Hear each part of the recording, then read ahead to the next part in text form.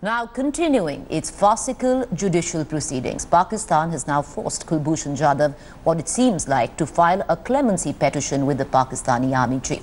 Now the fate of the clemency petition is obvious, considering the Pakistani army has released another video of Kulbhushan Jhadhav, coercing him to claim that he's an Indian spy, sent to Pakistan to engineer unrest in Balochistan. Here's the full report. I'm Commander Kulbhushan Jhadhav, number 4155 Zulu of the Indian Navy. I'm a commissioned officer in the Indian Navy. And another sham, another coerced confession. Fresh attempt by Pakistan to paint itself as the victim. An embarrassing setback at the International Court of Justice has done little to reform Pakistan and its devious ways. It has released another fake confession video, forcing Kulbhushan Jhadhav to state even more ridiculous lies about forming a Balochi rebel navy and plotting attacks in Karachi. This is Pakistan's second attempt, but it still failed to convince anyone, with the discrepancies standing out very clearly. The biggest clinching evidence that you have against Pakistan is that Kulbhushan Jhadhav, suddenly when he's talking, he remembers something about 2005, 2006, and he starts saying that one after the other. Now, clearly, if you're talking about, say, 10 years, 12 years back, you're going to take some time to recollect everything. But this doesn't happen in the video. So he's reading from a teleprompter. Is he reading from a teleprompter? Has he been forced to read from a teleprompter? This is the side camera, as you see, in which the side view of Jhadav is coming. he started sniffing that the Modi government will be in power. But This latest fake confession was recorded in April, but the timing of its release betrays its aim. Jhadav has filed a clemency petition with the Pakistani army chief, and the fate of the petition is obvious in the wake of this video. It also shows how jittery Pakistan is with Prime Minister Modi's upcoming visit to the United States, especially since India has adopted a tougher stand internationally on Pakistan-sponsored terror. Islamabad was even cold-shouldered by China recently. The Ministry of External Affairs has sharply reacted to Pakistan's lies. The ministry highlighted that how Pakistan's doctored video was aimed to prejudice the ICJ proceedings.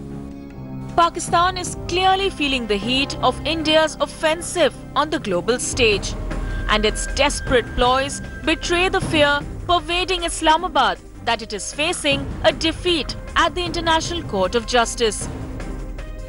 Bureau Report, India Today.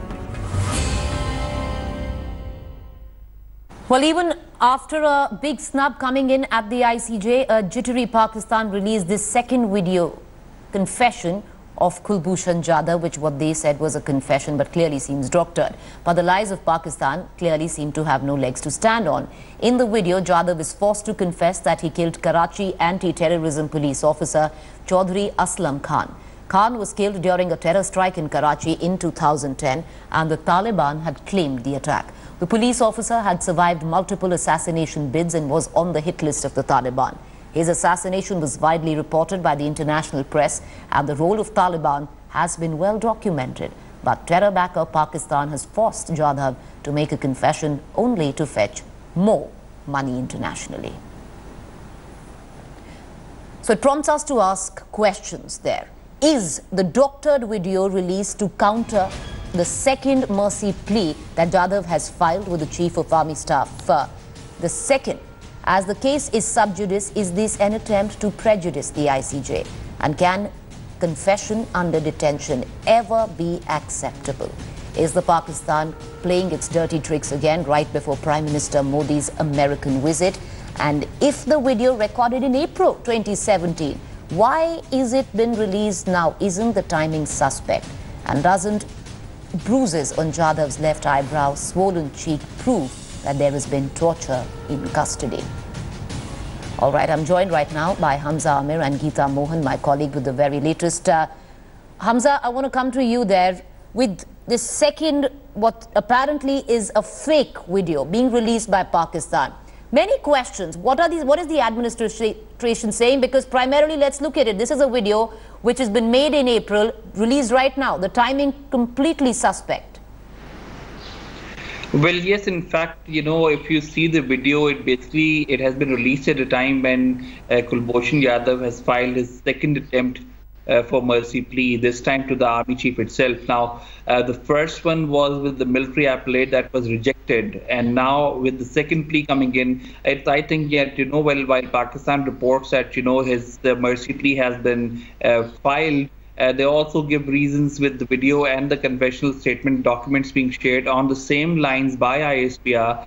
To tell the people that we are going to be rejecting this one as well because the guy is accepting to his crimes, and I think that is what has been done. That is one part. The second part is this video is also trying to establish Pakistan's position at the ICJ itself when Pakistan says that the guy confesses to crimes of terrorism and spying, and that is why he cannot be given consular access, nor the ICJ can actually question Pakistan on cases of national interest. So I think Pakistan is trying to work on both ways with one gunfire, that one for public consumption, to understand that why Pakistan is going to be rejecting the second plea, and even going forward the third plea to be to the President of Pakistan on Kulbhushan, and secondly why Pakistan would also take this case up with the ICJ of jurisdiction, and justifying the fact that Kulbhushan has actually been spying and working against national interests of Pakistan. So I think that is a gunshot aimed at two different aims by the Pakistani authorities, which actually makes things more difficult for Kulbhushan's fate in Pakistan as well. Well, we're right there, and it seems to be already staged and written. I want to go across to Geeta Mohan, who's joining us. Geeta, what are the Indian authorities doing? What kind of response is expected, keeping in mind that this is an out-and-out sham of a video that has been released by Pakistan? Well, pretty late last night, the Ministry of External Affairs official spokesperson Gopal Bagle responded to the video. India's stand is very clear, as was in the first video, when the first video was released, which is that this video is manufactured, that this is a farcical, a sham of a proceeding that is underway in Pakistan, that the lack of transparency in Pakistan is evident, with no consular access to the Indian mission, with no visas for the families members to go and visit and meet Kulbhushan Jhadhav, with no direct line to Kulbhushan Jhadhav to get his version out. The ICJ in its hearing had rejected any entry of a video by Pakistan, which Pakistan tried to do at The Hague, put up a huge screen in the court and wanted to play out that confessional, the fake so-called confessional video of Kulbhushan Jhadhav that was absolutely denied by ICJ. No reason why they should be pushing this second video, because they know that this is only to garner support of the international community, but the international community knows very well and understands the kind of violations that Pakistan has indulged in. All right, appreciate you joining us, Geeta and Hamza. We're going to continue coming back to you. We also have studio guests. We have G. Parthasarathy. What does Pakistan hope to achieve with the doctored Kulbhushan Jhadhav confessional video, a second one at that? Want to go across to G. Parthasarathy, former India's High Commission to Pakistan. We're also joined by Lieutenant Colonel retired Shafqat Saeed, Defence Analyst, Pakistan. Mr. Parthasarathy, what do you reckon? Because the video clearly looks fake. It is doctored. What could be the implication for Pakistan in this? Look, the Pakistan army may believe this is an army exercise, the government is not involved. Right. In fact, Nawaz's Foreign Affairs Advisor, Shaukat Aziz, said in Parliament that there was no credible evidence. So, so this is an entirely military affair. The important thing about this is they don't seem to realize. Firstly, they are a signatory to the Vienna Convention on Consular Relations. Right. And according to international law, unless you entered reservations when you signed an international treaty, you cannot say that it does not conform to our domestic law. Right. So they cannot take the excuse of domestic law. They are in total violation of the Vienna Convention on International Consular Relations. They have not permitted consular access. Right. They have not permitted relatives. They have not permitted an attorney of his choice. Right. So it meets none of those criteria, and hence this was the reason But doesn't it further somewhere down the line, keeping in mind the matter is sub judice at the ICJ, weaken their case? That is the way the Pakistan army functions. Right. If you notice, the civilian government has said nothing about this. Right. And there is this tussle between the military and the civilian government, which has been going on. It was much more in Raheel Sharif's time, and General Bajwa seems to be a more moderate person than Raheel Sharif, respecting civilian authority. So I think this is an exercise by the military. They also don't seem to realize that it lacks international credibility, because the Iranians are saying that they don't believe this fellow was caught in Pakistan. They believe he was kidnapped from Chabahar. The German ambassador said the fellow was picked up. And lastly, I have been in this Indo-Pakistan spying business as the High Commissioner. Last thing. Indo-Pakistan. Neither the Pakistanis nor us are so dumb as to send a man deep inside another territory, and that to a fellow of this rank. So anyway, let me bring in Lieutenant Colonel Shafqat Saeed.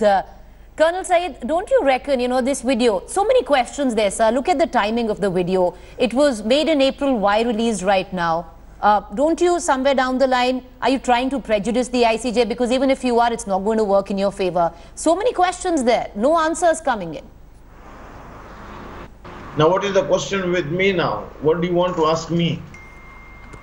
Tell us about the timing, sir. The video was made in April. Why released right now? Why should you be perturbed on this? What do you want?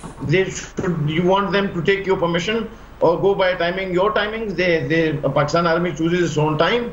Whenever they want to bring it to the light. They brought it. But isn't it interesting? The total initial confessional video is over 6 hours.